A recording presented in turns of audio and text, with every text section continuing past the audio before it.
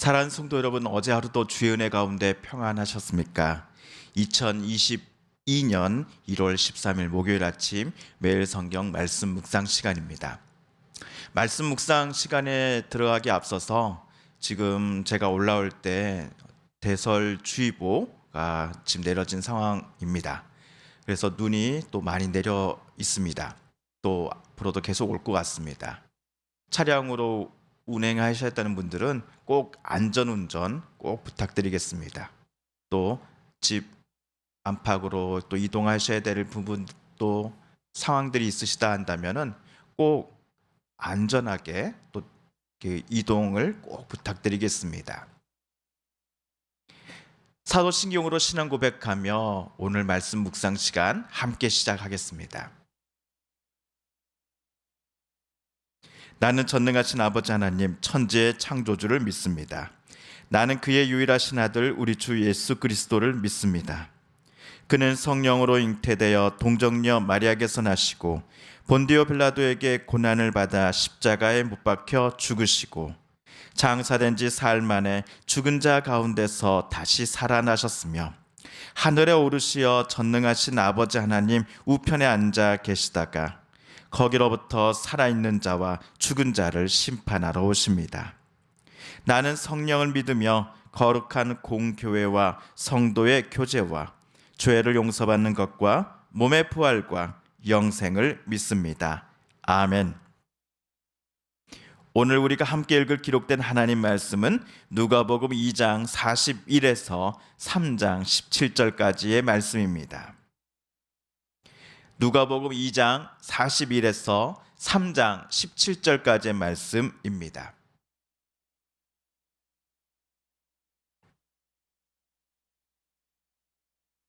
그의 부모가 해마다 6월절이 되면 예루살렘으로 가더니 예수께서 12살 되었을 때에 그들이 이 절기의 관례를 따라 올라갔다가 그날들을 마치고 올라갈 때에 아이 예수는 예루살렘에 머무셨더라. 그 부모는 이를 알지 못하고 동행 중에 있는 줄로 생각하고 하룻길을 간 후 친족과 아는 자 중에서 찾되 만나지 못하며 찾으면서 예루살렘에 올라갔더니 사흘 후에 성전에서 만난즉 그가 선생들 중에 앉으사 그들에게 듣기도 하시며 묻기도 하시니 듣는 자가 다 그 지혜와 대답을 놀랍게 여기더라. 그의 부모가 보고 놀라며 그의 어머니는 이르되 아이야 어찌하여 우리에게 이렇게 하느냐 보라 내 아버지와 내가 근심하여 너를 찾았노라. 예수께서 이르시되 어찌하여 나를 찾으셨나이까 내가 내 아버지 집에 있어야 될 줄을 알지 못하셨나이까 하시니 그 부모가 그가 하신 말씀을 깨닫지 못하더라. 예수께서 함께 내려가사 나사렛에 이르러 순종하여 받드시더라. 그 어머니는 이 모든 말을 마음에 두니라. 예수는 지혜와 키가 자라가며 하나님과 사람에게 더욱 사랑스러워 가시더라. 디비료 황제가 통치한 지 15해 곧 본디오 빌라도가 유대의 총독으로 헤롯이 갈릴리의 분봉왕으로 그 동생 빌립이 이두레와 드라고니 지방의 분봉왕으로 루사니아가 아빌레네의 분봉왕으로 안나스와 가야바가 제사장으로 있을 때에 하나님의 말씀이 빈들에서 사가랴의 아들 요한에게 임한지라. 요한이 요단강 부근 각처에 와서 죄 사함을 받게 하는 회개의 세례를 전파하니 선지자 이사야의 책에 쓴 바 광야에서 외치는 자의 소리가 있어 이르되 너희는 주의 길을 준비하라. 그의 오실 길을 곧게 하라. 모든 골짜기가 메워지고 모든 산과 작은 산이 낮아지고 굽은 것이 곧아지고 험한 길이 평탄하여질 것이요 모든 육체가 하나님의 구원하심을 보리라 함과 같으니라. 요한이 세례 받으러 나오는 무리에게 이르되 독사의 자식들아 누가 너희에게 일러 장차 올 진노를 피하라 하더냐. 그러므로 회개에 합당한 열매를 맺고 속으로 아브라함이 우리 조상이라 말하지 말라. 내가 너희에게 이르노니 하나님이 능히 이 돌들로 아브라함의 자손이 되게 하시리라. 이미 도끼가 나무 뿌리에 놓였으니 좋은 열매 맺지 아니하는 나무마다 찍혀 불에 던져지리라. 무리가 물어 이르되 그러면 우리가 무엇을 하리이까? 대답하여 이르되 옷 두 벌이 있는 자는 옷 없는 자에게 나눠줄 것이요 먹을 것이 있는 자도 그렇게 할 것이니라 하고, 세리들도 세례를 받고자 하여 와서 이르되 선생이여 우리는 무엇을 하리이까 하매 이르되 부과된 것 외에는 거두지 말라 하고, 군인들도 물어 이르되 우리는 무엇을 하리이까 하매 이르되 사람에게서 강탈하지 말고 거짓으로 고발하지 말고 받는 급료를 족한 줄로 알라 하니라. 백성들이 바라고 기다림으로 모든 사람들이 요한을 혹 그리스도이신가 심중에 생각하니, 요한이 모든 사람에게 대답하여 이르되 나는 물론 너희에게 세례를 베풀거니와 나보다 능력이 많으신 이가 오시나니 나는 그의 신발끈을 풀기도 감당하지 못하겠노라. 그는 성령과 불로 너희에게 세례를 베푸실 것이요 손에 키를 들고 자기의 타작마당을 정하게 하사 알곡을 모아 곡간에 들이고 쭉정이는 꺼지지 않는 불에 태우시리라. 또 그 밖에 여러 가지로 권하여 백성에게 좋은 소식을 전하였으나. 아멘. 오늘은 3장 17절까지만 함께 읽도록 하겠습니다.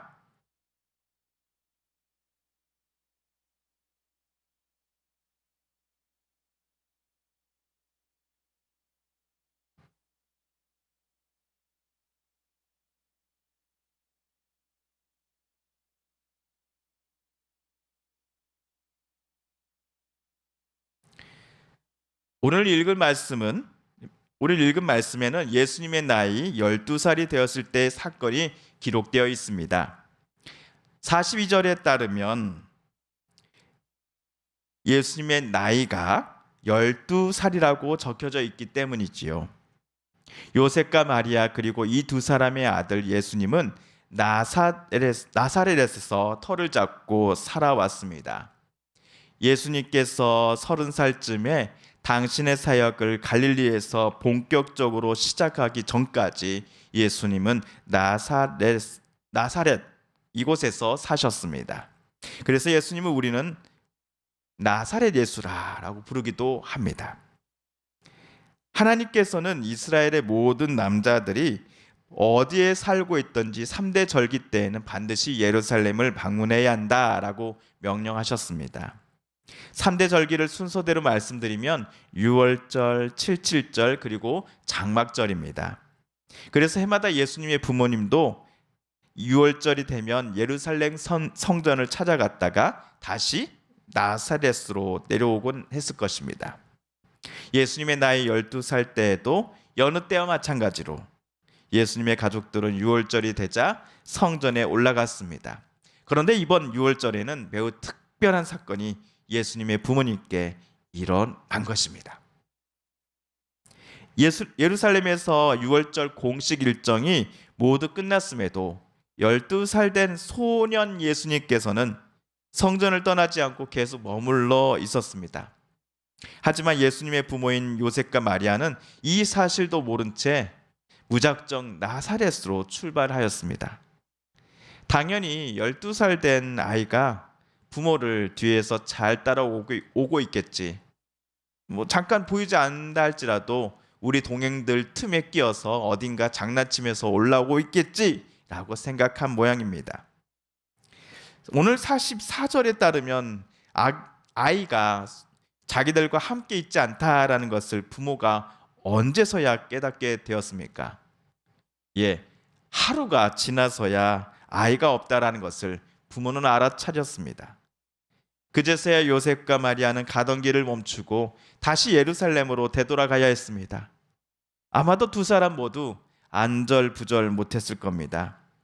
친족들과 만나는 이들을 볼 때마다 내 아이 예수를 보지 못했느냐라고 물어보았으나 들려오는 대답은 나는 못 봤는데 라는 대답뿐이었습니다. 부모의 마음은 더욱더 초조해졌을 겁니다. 그리스도가 될 아이를 우리 부부에게 주셨는데 혹시라도 이 아이를 영원히 못 찾는 것은 아닐까 하는 생각 때문에 부부는 눈물이 앞을 가렸을지도 모르겠습니다. 다행히도 이들 부부는 예루살렘에서 아이를 발견했습니다. 어린아이가 지난 3일 동안 얼마나 무섭고 배고팠을까 하는 마음 때문에 부모들은 잠도 제대로 못 자고 밥도 제대로 못 먹었을지도 모르겠습니다. 그래서 아이를 3일 만에 찾았을 때 부부 모두는 안도의 한숨을 내쉬었을 겁니다. 하지만 아이를 찾았다라고 하는 기쁨도 잠시, 부모의 얼굴 표정은 심각하게 굳어져 갔습니다.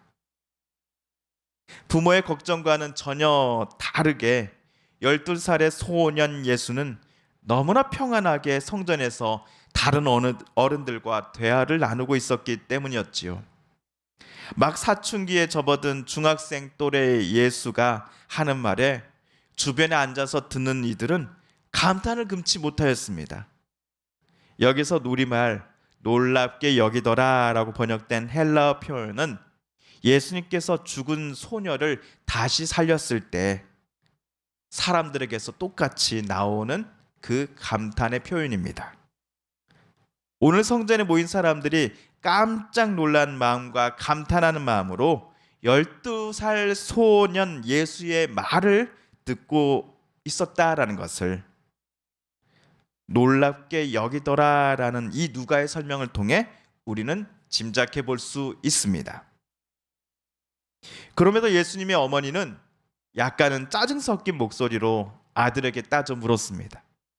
아니 이 녀석아, 왜 너는 엄마 아빠가 성전에서 나갈 때에 같이 따라오지 않고 여기에 혼자 남아 있었던 거야?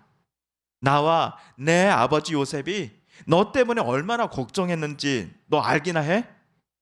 장남이 되어서 너 왜 이렇게 부모 속을 썩이는 거니? 그러자 예수님께서는 이렇게 대답을 하십니다.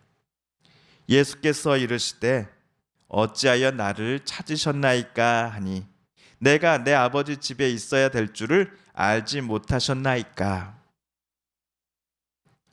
예수님은 내 아버지 집에 제가 있어야 될 줄을 엄마 아빠께서는 모르셨습니까? 라고 마리아에게 되물었습니다.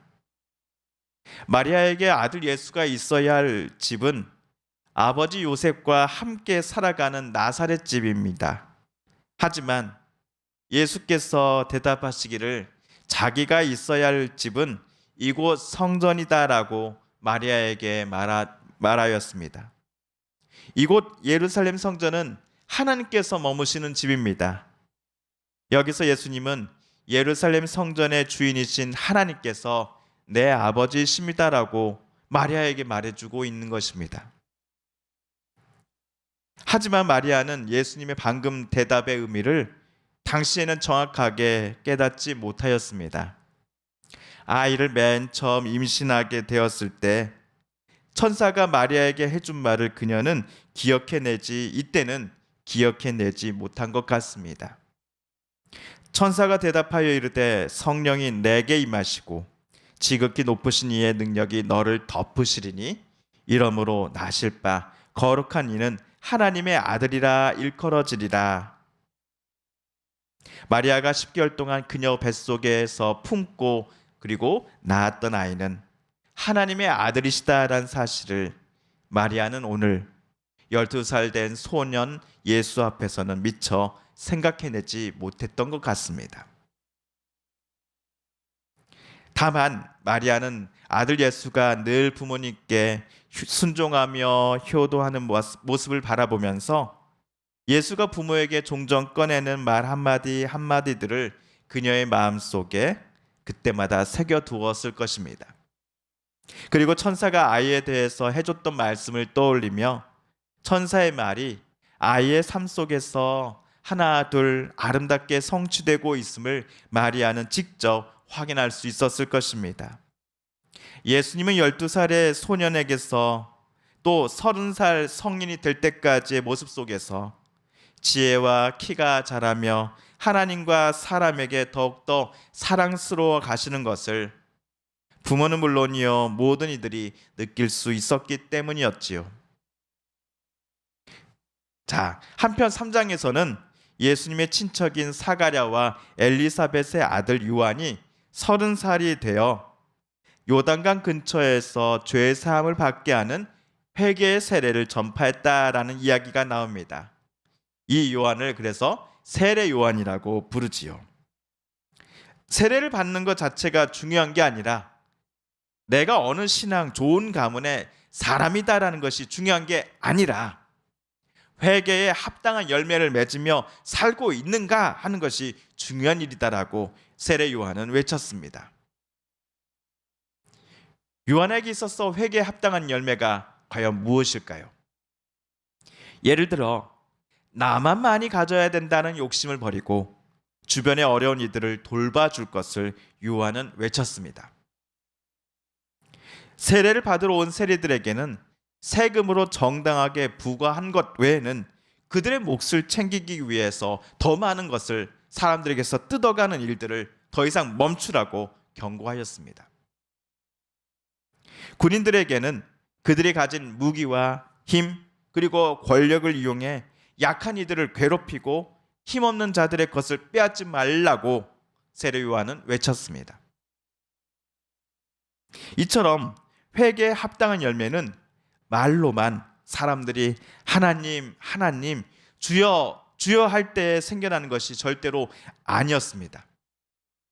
어떤 이가 욕심과 욕망을 쫓던 과거의 삶을 모두 청산하고 오로지 하나님께서 기뻐하시는 뜻과 말씀대로만 실제로 살아가고자 애쓸 때에 생겨나는 열매가 바로 회개에 합당한 열매였습니다. 그런데 많은 이들이 요한을 볼 때마다 저 사람이 그리스도가 아닐까라고 생각하였지요. 하지만 요한은 그리스도는 내가 아니다라고 분명히 말합니다. 자신은 곧 오실 그리스도의 길을 예비하는 사람에 불과하다는 것을 똑똑히 사람들에게 요한은 말해 주었습니다. 요한이 모든 사람에게 대답하여 이르되 나는 물론 너희에게 세례를 베풀거니와 나보다 능력이 많으신 이가 오시나니 나는 그의 신발끈을 풀기도 감당하지 못하겠노라. 그는 성령과 불로 너희에게 세례를 베푸실 것이요 손에 키를 들고 자기의 타작마당을 정하게 하사 알곡은 모아 곳간에 들이고 쭉정이는 꺼지지 않는 불에 태우시리라. 실제로 며칠 후 세례 요한 앞에 사람들이 그토록 기다리던 그리스도가 나타났습니다. 그리스도는 바로 예수였습니다. 세례 요한도 예수가 그리스도이심을 단번에 알아챘습니다. 그렇다면 왜 그리스도이신 예수님은 세례 요한을 찾아왔을까요?